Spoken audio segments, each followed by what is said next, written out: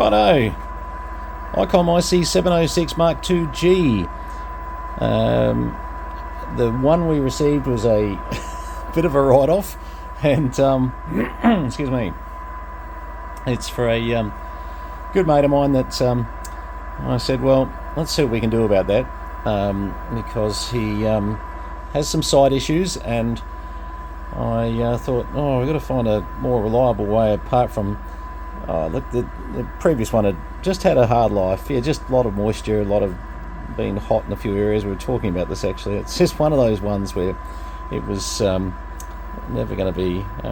Anyway, you know, some things are meant to go to the grave, and fortunately we had something else we could sort Damo out with here, so that was good. But what we've done, obviously people with side issues, one of the biggest things is knowing where you are on frequency. It's excuse me, it's a massive issue, and one of the things we're able to do was salvage the UT102 voice board out of the radio, chuck it into this one here, and now we can go hit the lock button.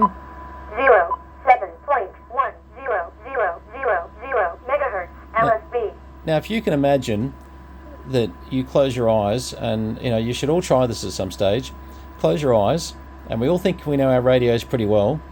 Me with the IC7850, I've had it since 2016, isn't it? I think they came out with the knobs and dials all around it. I challenge you to try and do what you think you're going to do, then open your eyes and find out whether or not you're actually on the frequency you thought you'd be on, the mode you thought you'd be on, and even all the filters and everything. It can be very difficult. So of course, when you close your eyes, if you've got the knowledge of where the voice button is on any radio, that you can actually do this. 07.100000 megahertz LSB. And by the way, Damo, you didn't ask for 7.1 to put in the memories, but the 10 a.m. net is on at 10 a.m. strangely enough. The Australian ham radio net is on 40 metres, and up here in Queensland, hopefully you'll hear it up there.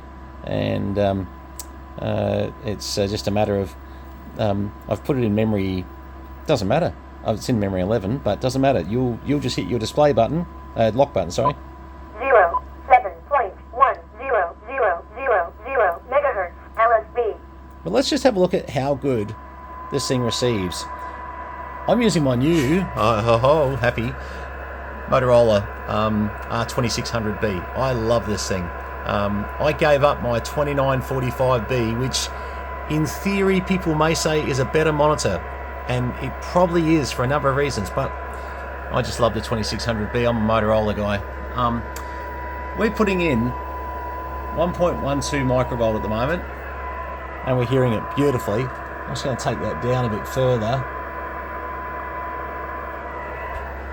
0.44 of a microvolt, still hearing it beautifully. So yeah, look, good receivers on HF, these things. They're not meant to be, but anyway. Let's have a look here. We'll just zoom that up and we'll show you a bit of signal strength for a bit of fun. Obviously,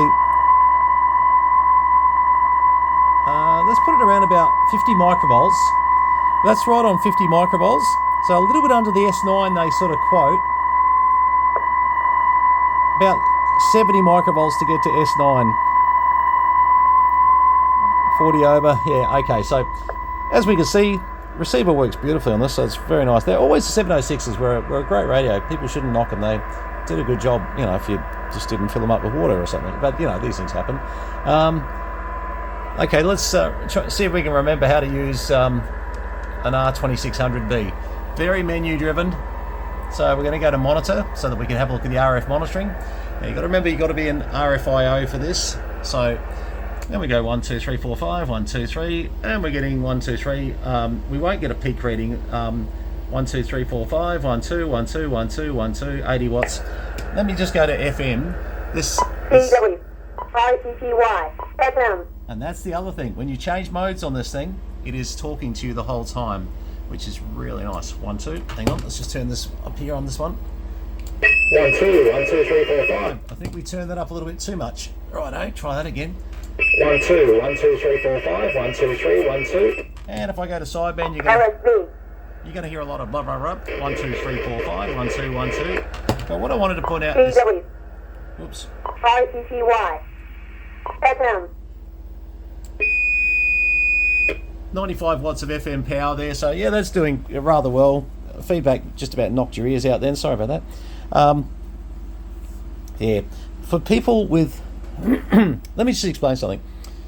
I was really ignorant of this to some degree. I mean, I've been helping blind people with different things and, you know, facets, mainly with accessory, bits and pieces to try and make their life a little better.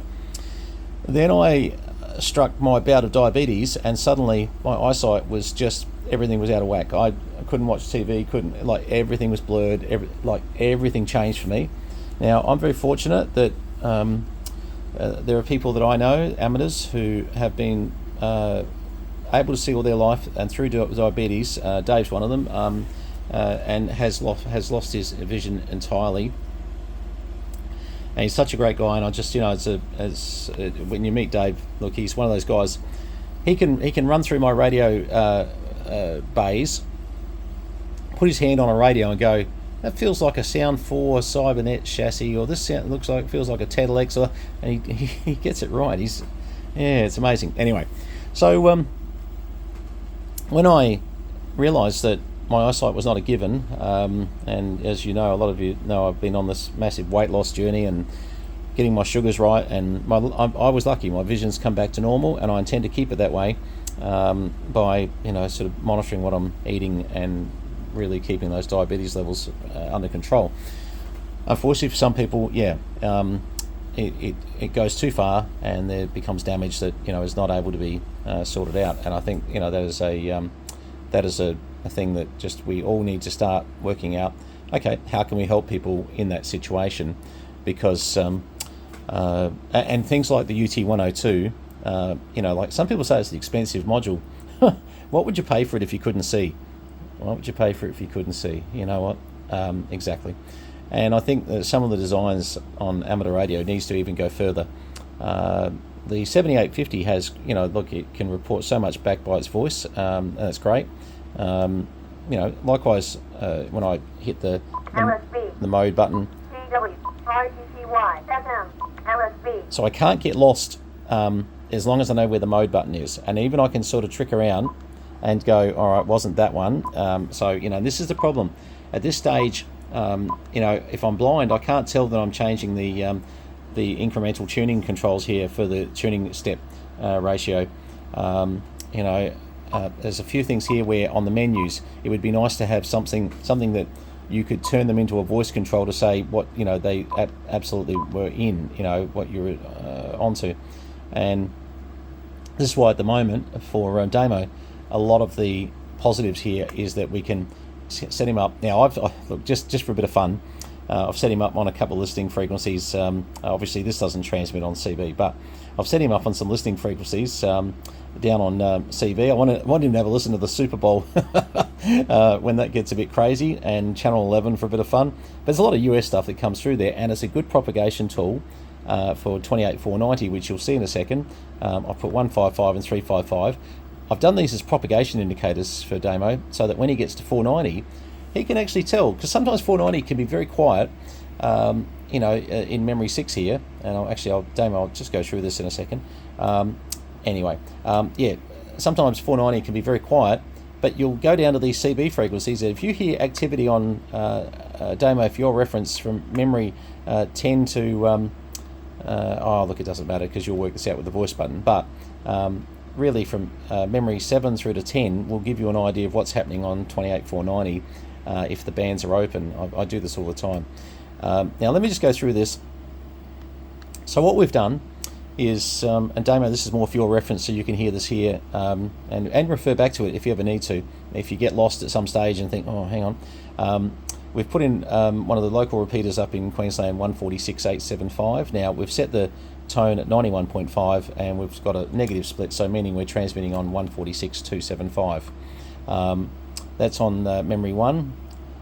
Memory 2, we've put in 438.450, which is another repeater. Now, because of the way the 706 is configured, we have to actually, instead of using the repeater function for that one, we actually use the split function. And the reason for that is you'll see this here. It's a 7 meg split down to 431.450, and obviously we put the tone to 91.5. Now the great thing about Damo's situation up there is that all these repeaters are 91.5, thank God, because otherwise, don't get me wrong, we can program and change and put individual repeaters, individual tones, but this is so nice that he never really has to think that the tone is an issue, because they're all going to be 91.5. So it's once again, imagine, close your eyes, think about whether or not this would all be really easy for you if you couldn't see your radio, and I would say no every time. Okay, so let's start again. 146.875 is the first memory demo in channel 1 with the split, with the repeater offset and tone, which takes you to transmit 146.275, receive frequency 146.875, 91.5 tone. Once again, 438.450, 7 meg split down to 431.450 with the tone using the split function, but it's all in memory, so you don't need to bother with that. That's no problems. I just realised I had your attenuator on a little bit then for a second. I must have knocked that a second ago. Next one is 147.925, and once again it's a 600 split, 600 duplex coming off the repeater shift, so you could just use the normal 600 repeater shift, 91.5. The next memory up is 3.570 lower sideband, and basically the only thing that's memorised there is the frequency itself and the actual mode. And if we hit the lock, whoops, sorry. 03.570000 megahertz LSB. And that's the good thing. This is why this video may be a little important to Damo, is that at the moment he can start sort of putting in his head the how many memories, what steps they're in. Now we're going to go up to memory 5, which is 7.125. Actually, I wasn't sure, Damo, whether you want that in AM or in lower sideband. I've put it in lower sideband, but there is an AM net that gets on 125 as well. Please sing out to me before I send this if you need that to be memorized into AM. I wasn't sure. Anyway, I can make a change to it very easily, so just yell out if that's the case. Next one up is 28.490, as we discussed, and from there on, and once again, 028.490000 megahertz USB. USB for the frequency that I dare not call it a calling channel. What an issue that is. For the frequency that people get on to call each other, and then they talk about whether or not they can talk on that frequency or not talk on that frequency, whether they should move down 10 kcs or not. I do, by the way. I sort of try to get off there if I can, but I understand it's not a legal call frequency. I get it. All right, let's get off that subject. So the next 1, 2, 3, 4 frequencies are really just propagation tools to help Damo, just sort of if he wants to see if 490's alive, well, check these other ones, etc, etc. All right, so there we go. And I think the message in this video is not so much about how to put memories into a 706 Mark 2G. It's more about what I said earlier about close your eyes and try and use your radio, and just see how well you go. And I think you'll find that it's not so good. I've just realised I've just got to change something though. We must have bumped the this will take me 2 seconds, but I must have bumped the attenuator preamp button. And this, see, once again, this is another thing. Damo's not going to see that. If that's red and that's he's got attenuation in there, but unfortunately I know what I've done. Let's see. Oh, it hasn't memorised it. Oh, thank goodness. Hang on. Oh, hang on. Has it? Let's go back to there. Ah, it did. 3.7. Yeah, okay, on the HFs, I've got to just go back and re-memorise those. I've obviously, when I've been doing this, I hit that button by mistake. See how easy it is? Once again, how would you do this if you, sort of couldn't see it? See what I could do here. Look at that, memory right, bang. Each one of these, as I go through it, go back to there, memory right. Now I can do this easily because I can see. Imagine if I send it up to Damo. He'd be like, mate, the radio's really good on some frequencies. Other frequencies, it just doesn't seem to have the receiver that you said it had on the analyzer. And he would have been right. But yeah, so once again, very easy for me to just change those there if I can see that display and I can operate it all. And see, there you go. I've got 100% eyesight. Well, I don't know. We'll see what it is. I'm going to go see the doctor. I've got a mandatory doctor thing now with the diabetes. I've got 82% eyesight, and who knows. and I even, missed the fact that I'd knocked that button by mistake. Yes. So let's just do one last test on here, because I'm curious whether I might have had that in at the time. We come down and let's go 007-125, and I want to put some. Come on, what am I doing here? I know better than this. That's better. I used to sell these things and I'm still having trouble. Right, generate. Okay, let me just turn the volume down there, and let's have a look there. Oh, I still haven't got that frequency in right. Hang on, just fix that. 007-125. Yeah, I did have some attenuation in there. I must have. So this is actually receiving a lot better than I even said earlier, by the way. I did have that memorised. Let's have a look. Let's take that down. Hang on. Let's take this right down. Oh, wow. No, this is... I'm hearing that at 0.2 of a microvolt. That's minus 118. Jeez. So let's bring that up again, because I think that's what it was affecting our 50 microvolts at S9. Let's have a look.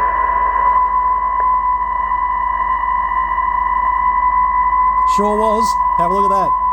So I did have some attenuation on. If we go back on the video, I guarantee you when we did the receiver test, that was red, because there's S9 and there is 50 microvolts, exactly what it should be. What a dickhead. Unreal. Can't believe I knocked that preamp button to attenuate like so, but well, there's the difference. And with the previous test, remember I said you S7 it's a little bit low? Well, it will be, because we've got 20 dB of attenuation, or 10, I can't remember what there are on those, but my goodness. Once again, imagine trying to work this out if you were blind. Because it's a meter movement, you can't really hear it as such. Yeah. Hang on. 97.12500 megahertz LSB. Right, and 77.12500 megahertz. now, did everyone pick up on that? When I put the preamp in, it gives me an S reading first. 97.12500 megahertz. So it actually says LSB. 97125. So S9 7125 is the frequency. I put some attenuation in. S7. 77.12500 megahertz LSB. How clever is that? So you can know if your attenuator's in by doing that little test there. By just run your Icom. This is a 1990s radio. They thought this through very well. Can we get rid of this bloody noise? Hang on. Monitor. Thank you. I love my R2600B. My good mate in Queensland. You know who you are. Thank you so much. I wanted one of these more than... Oh, look, I won't even go into what I'd swap. I don't know. I sold them to police departments all around Australia. I sold them to defence. I had to pick up the manual on a couple of things when I can't believe I used to do like full demos and RTFM stuff with the police departments. Some of the boys that used to work with me, Jeff Rowley would know this one. I think Jeff, you had I reckon you had a R2001 or 2009 on your high stab on your bench. There you go. Make a comment in the comments file, Jeff. Jeff Rowley and I worked at Motorola for many years together. Caught up with him in Adelaide just recently. It was bloody brilliant to catch up, and we'll get him over here at some stage and annoy him with. He can run around and clean up my property with all these radios. Anyway, there will be an R2009 HS sitting here very soon, guys. It'll be the Motorola portfolio of everything that makes up my days back at Motorola. I just want them. You know what? I should never have sold the one I sold Jim, but anyway, it doesn't matter. We make these mistakes, and Jim's got a lovely machine. Anyway, speaking of lovely machines, this one's going to ship out. I'll just leave it on the bench for now, only because, actually just make sure it starts up in memory like it should do. Yes, it does. Yes, it does. Perfect. I just want this to... Damo, I'll just leave it in memory 1, so the minute when you turn this radio on, you're on memory 1. I'll leave it in there. But I do want to find out, again, Damo, don't forget 7125, whether you wanted that in lower sideband or AM, because it's so easy for me to leave it on the bench and I can sort that out. And then, but mate, I was going to get this done midweek with my hospital visit, but mate, I just thought tonight, I didn't want to let you down anyway, because it's it'd be nice to have this radio back. All right. Bar the 7125 thing, Damo, I'll get this off to you tomorrow. We'll express post that thing up to you and get you back in action. Anyway, mate, really good to be able to help you with this. It's a good feeling. I'm learning a lot about what it means to not take for granted what I have in as much as sight. And as I said, everybody else watching this video, close your eyes, try and use your radio. Yeah, it's interesting. I tried it and it was not simple. And as I proved, I've got full sight and I can manage to leave attenuators on. So I mean, jeez. What do you say? All right, thanks, guys. Nice to show you a little bit about radios for the blind. It's important, and we need to be doing more and more we can to help people in this area. That's 100%. 73's from VK3 Charlie Mike. Please subscribe, and we've got a giveaway coming up soon, so keep paying attention. It's a good one this time. Not that the last one wasn't, but I think you'll be impressed. Anyway, all right. More on that soon. Cheers, guys. All the best.